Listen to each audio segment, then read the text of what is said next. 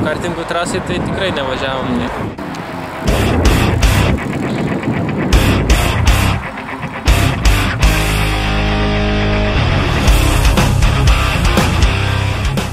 Šaltą ir vėjuotą balandžio 16 atvykome į beveik ant autostrados įsikūrusią kartingų trasą, kurioje šiandien varžysi šalies dviratininkai.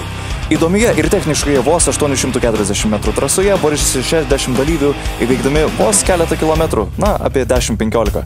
Atvykome pasižiūrėti, sudalyvauti ir mes, kaip nuiminėjami dalyviai po kiekvieno rato.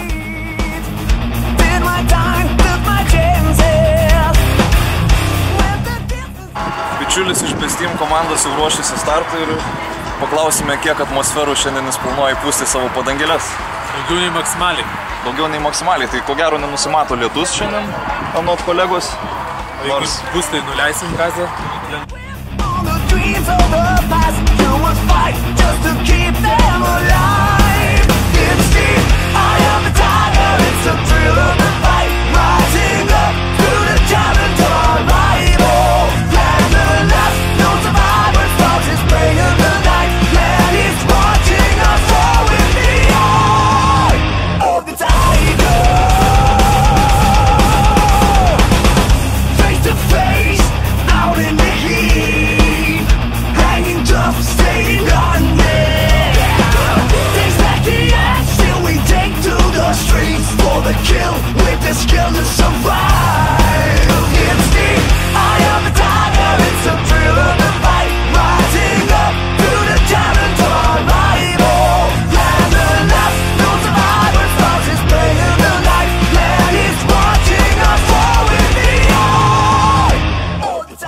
Varžybų top 3. Pirma vieta – Talačka Lukas iš Top Team Ultrabike. Antra vieta – Čeremisinov Artur VMSC Top Team Ultrabike. Ir trečia vieta – Malinauskas Tadas Focus Vilnius.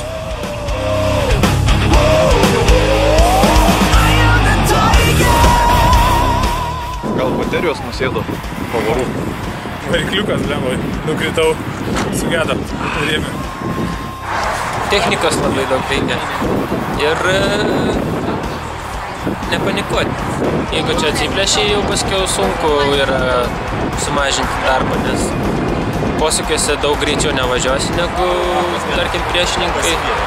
Taip, kad nuo posūkio iki posūkio, jeigu palaikai ir viskas. Sunkiausia buvo pagauti 13 vietą. Posūkiuose, tai reikia su kartingu dažniau pasivažinėti.